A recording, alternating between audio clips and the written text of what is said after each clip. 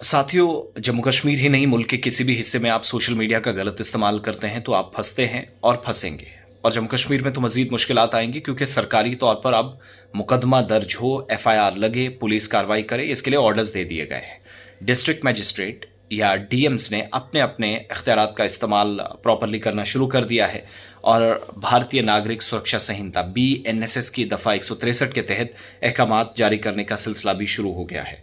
अब ये orders different areas में निकले। एक मैं आपको बता देता हूँ, पुंछ के अंदर है, जम्मू के अंदर है, रामबन के अंदर है और बाकी डिस्ट्रिक्ट्स में भी इसी तरीके से ये ऑर्डर्स हैं। लंबी चौड़ी कॉपी है, कहाँ पर क्या करने की ज़रूरत है शायद प्रॉपर नज़र ना आ रहा हो, लेकिन तरीकाकार जो अथॉरिटीज़ का काम करने का है उसके मुताबिक उनने क्लियरली कह दिया है कि जो एक्ट लगते हैं BNS 2023 की सेक्शन 197 1, 196 2, 152, 353, 298, 69A, 196 और सेक्शन 196(1) जेल 2 से 3 साल की, 6 महीने से 3 साल तक की सज़ा सोशल मीडिया के गलत इस्तेमाल पर और बाकी सारी चीज़ें। अब जो ऑर्डर में कहा गया, कुछ चीज़ें मैं आपके सामने रखूंगा, रेस्ट ऑर्डर्स जिसको चाहिए तमाम अजला के मेरे पास मौजूद हैं तो उनको डिटेल्स मिल जाएंगी।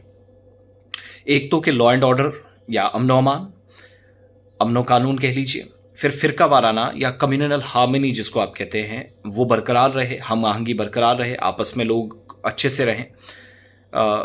इन सारी चीज़ों को बरकरार रखने के पेश नज़र सोशल मीडिया मवाद पर इश्तियाल अंगेज़, झूठा और गुमराह कुन मवाद आप नहीं फैला सकते हैं और अगर ऐसा कोई करेगा तो ऑर्डर जारी हुए हैं।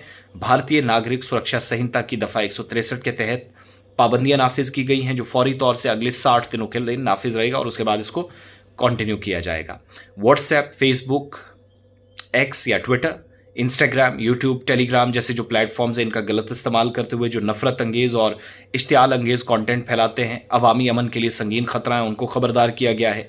किसी भी ऐसे कंटेंट की अशात, शेयरिंग या फॉरवर्डिंग पर मुकम्मल तौर पर पाबंदी हो गई है जो मजहब, धर्म, नस्ल, जाति, ज़ात, ज़बान या इलाके की बुनियाद पर नफरत फैलाता हो या दुश्मनी को फ़रोग देता हो। इसके अलावा गुमराहकुन मालूमात, मिस इन्फॉर्मेशन, झूठी इन्फॉर्मेशन, आधी खबर, सियाको सबाक से हटकर तस्वीरें, वीडियोस, धमकी आमेज मवाद, तशद्दुद पर उकसाना, किसी को वायलेशन, ये ऑर्डर की वायलेशन मानी जाएगी। मजहबी जज्बात को ठेस पहुंचाने वाला कंटेंट भी, इनकी अफवाहों या जो अफवाहें होती है इसकी तशहीर पर भी मुकम्मल पाबंदी आयद कर दी गई है और अगर कोई खिलाफ वर्जी करेगा कवानीन की तो इंफॉर्मेशन टेक्नोलॉजी एक्ट 2000 समेत न सिर्फ सख्त कार्रवाई अमल में लाई जाएगी बल्कि जुर्माना और कैद की सज़ा भी शामिल है। शहरियों से, लोगों से अपील की गई है कि वो किसी भी खबर या कंटेंट को शेयर करने से पहले इसकी तस्दीक करें। मुश्तबा है या इश्तियाल अंगेज़ कंटेंट है, फौरी तौर पर पुलिस और साइबर यूनिट्स को बताएं।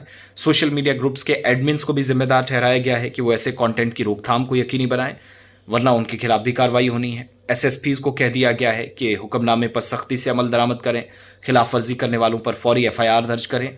इसके अलावा साइबर क्राइम यूनिट्स 24 घंटे मीडिया की निगरानी के लिए जिम्मेदारी उनको सौंपी गई है, जो सब डिवीज़न लेवल पर भी स्पेशल मॉनिटरिंग सेल्स कायम किए जाएंगे, वो भी आपके सोशल मीडिया अकाउंट्स पर नज़र रखेंगे। हर ज़िले में अमन कानून की बालादस्ती हो, फिरका वाराना हम आहंगी बनी रहे, किसी को तकलीफ ना पहुँचे, सोशल मीडिया तकलीफ का जरिया ना बने।